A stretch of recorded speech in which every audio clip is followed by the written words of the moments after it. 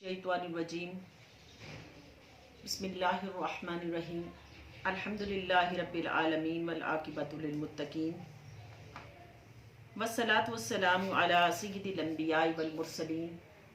वल्हम्दुलिल्लाहि रब्बिल आलमीन। क़ाल अल्लाहु तबारक व तआला फ़िल क़ुरआनिल मजीद वल फ़ुरक़ानिल हमीद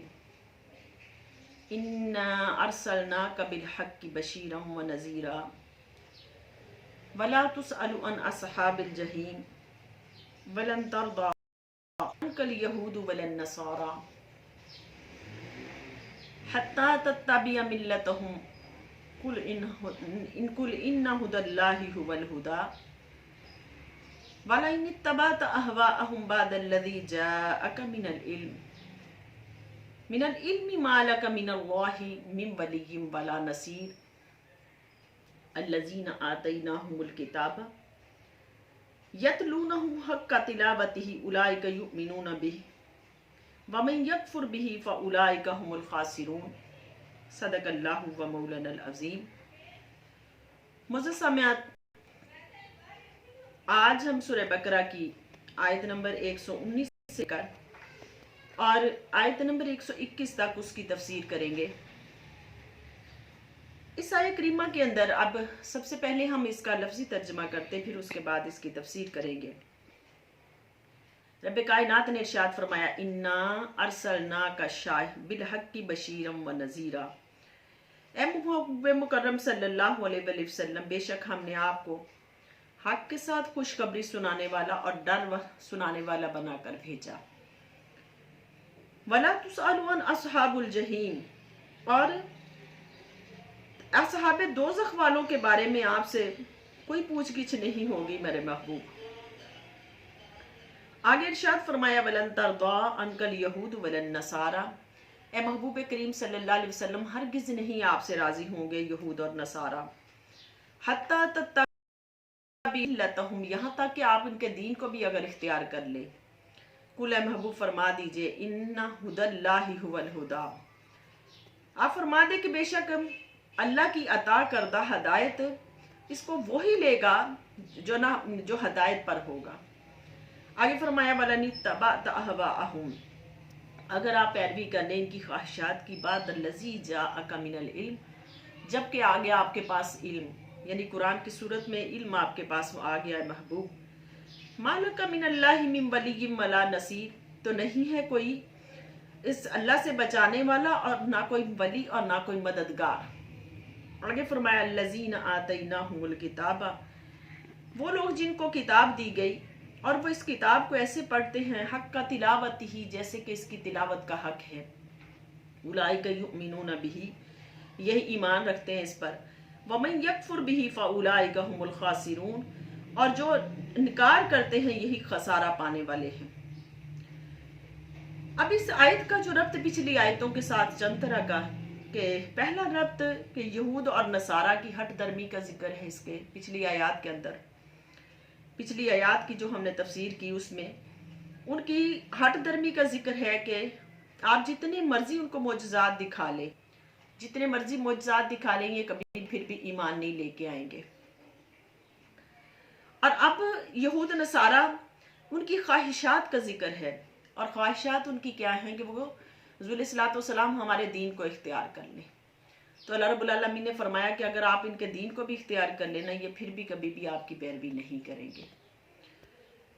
तो इन आयत का जो रब्त पिछली आयत के साथ इस तरह का रहा। अब शान नज़ूल इसका बयान करते हैं आपके सामने कि इन्ना अरसलनाका बिल हक़्क़ि, कि बेशक है महबूब मुकर्रम सल्लल्लाहु अलैहि वसल्लम। अब पीछे जो इनकी हट दर्मियों का जिक्र करके यहूद नसारा की हट दर्मियों का जिक्र करके रब्बे कायनात ने इरशाद फरमाया कि महबूब, हमने आपको हक के साथ खुशखबरी देने वाला और डर सुनाने वाला भेजा। और खुशखबरी देने वाला और डर सुनाने वाला कैसे भेजा? कहा कि आप खुशखबरी उन लोगों को देते हैं जो मोमिनीन हैं, जो ईमान रखते हैं, जो आपके साथ मोहब्बत करते हैं, ईमान लेके आए आपके ऊपर। तो आप उनको किस चीज़ की खुशखबरियाँ दे रहे? आप उनको जन्नत की खुशखबरियाँ दे रहे, आप उनको अल्लाह के इनामात की खुशखबरियाँ दे रहे, जन्नत की नेमतों की खुशखबरियाँ दे रहे। اور جو آپ کے ساتھ بغض اور عداوت رکھتے ہیں، جیسے یہود اور نصارہ اور منافقین اور مشرکین ہیں، یہ آپ کے ساتھ جو عداوت رکھتے ہیں میرے محبوب، تو ان کو آپ کیا ہے، ڈرانے والے ہیں۔ کس چیز سے؟ آخرت کے عذاب سے ڈرانے والے ہیں۔ اس آیہ کریمہ کے اندر رب کائنات نے ارشاد فرمایا کہ محبوب آپ کی شان کریمی یہ ہے، آپ کی شان کریمی یہ ہے کہ آپ مومنین کے لیے کیا ہے، خوشخبری دینے والے، اور کافروں کے لیے آپ ڈر سنانے والے ہیں۔ اور آگے اگلی آیات کے اندر رب کائنات نے پھر یہود و نصارہ کی اس بات کو سامنے رکھا اور ارشاد فرمایا کہ یہ یہود اور نصارہ تو یہ چاہتے ہیں کہ محبوب ولن ترضى عنك اليهود ولا النصارى ولن ترضى عنك اليهود ولا النصارى، یہ یہود اور نصارہ کبھی بھی راضی نہیں ہوں گے کہ یہ آپ سے یہ جو نا خواہشات یہ رکھتے ہیں کہ آپ ان کے دین کو اختیار کر لیں، آپ ان کے دین کو اندر شامل ہو جائیں، تو محبوب کبھی بھی یہ نہیں ہو سکتا یہ آپ سے راضی ہو جائیں۔ آپ بے شک ان کا دین بھی اختیار کر لیں، یہ کبھی بھی آپ سے راضی نہیں ہوں گے۔ تو محبوب اگر آپ نے ان کی خواہشات کے پیچھے لگ گئے، آپ نے ان کی خواہشات کو فالو کر لیا، اپنا لیا، تو محبوب پھر آپ کا کوئی جو نا مددگار کوئی نہیں ہوگا، میرے سوا کوئی بھی، اللہ پاک فرمانے، کوئی بھی مددگار نہیں ہوگا۔ آگے اللہ پاک نے پھر اگلی آیت کے اندر ارشاد فرمایا الذین آتیناہم الکتاب یتلونہ حق تلاوتہ۔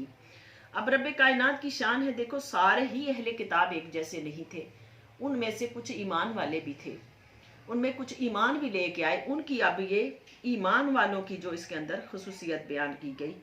کہ وہ لوگ جن کو کتاب عطا کی گئی یتلونہ حق تلاوتہ، وہ اس کی تلاوت ایسے کرتے ہیں جیسے کہ تلاوت کرنے کا حق ہے۔ یہ جو نا آیہ کریمہ یہ کس وقت یہ جو آیہ کریمہ اس کا نزول ہے، اور اس آیہ کریمہ کا ربط جو ہے، اس کا شان نزول ہے اس طرح ہے کہ بعض صحابہ کرام نے حضور صلی اللہ علیہ وسلم کی ہجرت سے بیشتر حبشہ کی طرف ہجرت کی، جس کو ہجرت حبشہ اولا جو نا کہا جاتا ہے۔ یہ نجاشی جو نا بادشاہ نجاشی جو نا حبشہ کا جو بادشاہ تھا،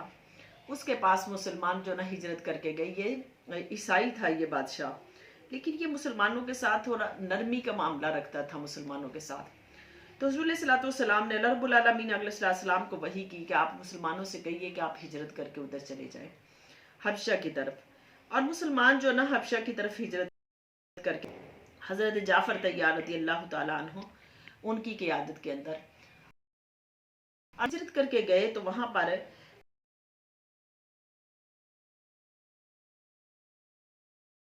یہ جو آن سنا تو اس کی آنکھوں سے آنسو جاری ہو گئے، آنسو جاری ہو گئے۔ قرآن مجید میں اس کا ذکر ہے، دیکھیں گے آپ قرآن مجید کے اندر، اللہ پاک نے قرآن مجید کے اندر ارشاد فرمایا 7ویں پارے میں کہ محبوب آپ دیکھیں گے جب یہ قرآن سنتے تو ان کی آنکھوں سے آنسو جاری ہو جاتے ہیں۔ تو یہ آیتیں جو نا 7ویں پارے کی شروعات کے اندر یہ نجاشی کے لیے جو نا نجاشی کی خصوصیت کے لیے اتری کہ اس کی آنکھوں سے آنسو جاری ہو گئے اور وہ ایمان لے کے آیا۔ اب یہ جو حبشہ کی طرف ہجرت کر کے مسلمان گئے تھے، ان کا زیادہ دیر وہاں پر جو نا دل نہیں لگا حضور صلی اللہ علیہ وسلم کے بغیر، اور یہ حضور صلی اللہ علیہ وسلم کے کو نا فراق ان کو جو گوارا نہیں تھا، حضور صلی اللہ علیہ وسلم کی معیت میں رہنا چاہتے تھے، صحبت میں، اور یہ حضور صلی اللہ علیہ وسلم کے بغیر نہیں رہ سکے تو واپس آ گئے۔ جب واپس آئے تو انہوں نے ان کے ساتھ کچھ پھر اہل کتاب بھی آئے، اہل کتاب بھی کچھ آئے ان کے ساتھ۔ ان میں 32 اہل حبشہ کے اہل کتاب تھے، 32 لوگ، اور 8 شامی راہب تھے۔ ان میں کہا جاتا ہے کہ یہ نا بحیرہ راہب بھی اس کے اندر شامل تھا۔ یہ تفسیر جو نا تفسیر خزائن العرفان سے جو نا یہ لی گئی کہ یہ 40 لوگ جو نا یہ آئے ان کے ساتھ حضور صلی اللہ علیہ وسلم کی ملاقات کے۔ تو جب مسلمانوں کا وفد گیا تو انہوں نے اس کی جو نا ان کے سامنے جا کے سورہ مریم کی آیات تلاوت کی،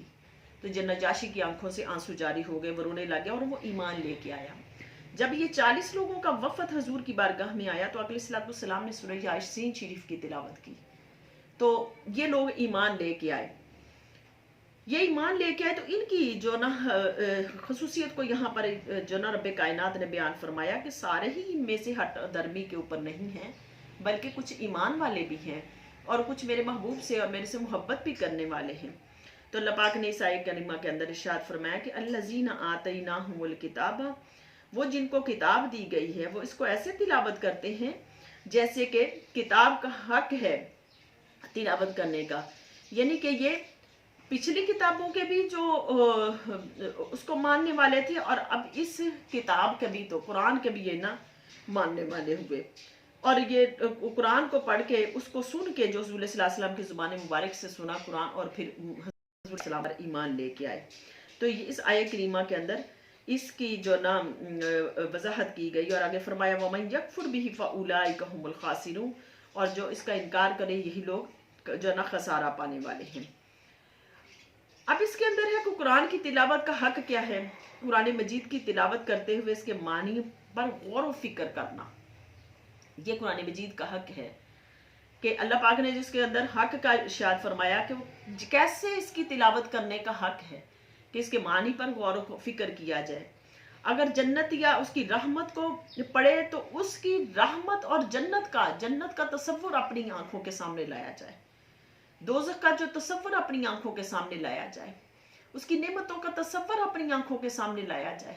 لا کے یعنی کہ غور و فکر کر کے اس کے قرآن کو پڑھا جائے۔ یہ قرآن کو پڑھنے کا اس طرح حق ہے، اور جہاں پر اس کی دوزخ کی آیتیں، دوزخ عذاب والی آیتیں ہیں، وہاں پر اس سے پناہ طلب کی جائے، اللہ پاک کے عذاب سے پناہ طلب کی جائے، معافی طلب کی جائے۔ یہ قرآن کو پڑھنے کا حق ہے تاکہ قرآن مجید کے فیوز و برکات نصیب ہوں پھر بندے کو، اور قرآن مجید کی تلاوت اس طرح کی جائے کہ اس کے تقاضوں کو مد نظر رکھا جائے، اس کے ادب کے، اس کے جو نا اس کے غور و فکر کرنے کے، ان سارے تقاضوں کو مد نظر رکھا جائے، اور پھر قرآن مجید کو خشوع خضوع سے پڑھیں، خشوع خضوع سے پڑھیں، یعنی کہ جو بندہ تلاوت کر رہا ہو اس کو اس بات کی سمجھ ہو کہ میں کیا پڑھ رہا ہوں،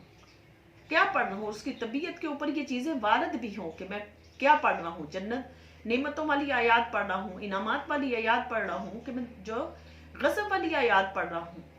کیا پڑھ رہا ہوں، اور اس کو اس بات کی سمجھ بھی ہو، اور وہ سمجھ کے پڑھے، اور ایسے پڑھے کہ اس کے رونگٹے کھڑے ہو سنے، عذاب کی آیتیں سنے تو اس کے رونگٹے کھڑے ہو جائیں، ایسی قرآن مجید کو سمجھ کر پڑھا جائے،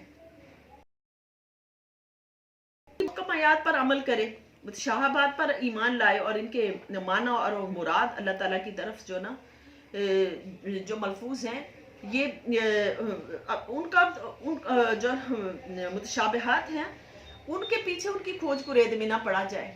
کیونکہ اس کا علم تو ہمیں نہیں ہے، وہ علم اہل اللہ کو ہے، اور کچھ اللہ اور اس کے رسول کے بعد اہل اللہ کو اس کا علم ہے، اس کے اوپر جو نا زیادہ کھوج کرید نہ کی جائے۔ جیسے جو نا حروف مقطعات ہے، اب ان کے معنی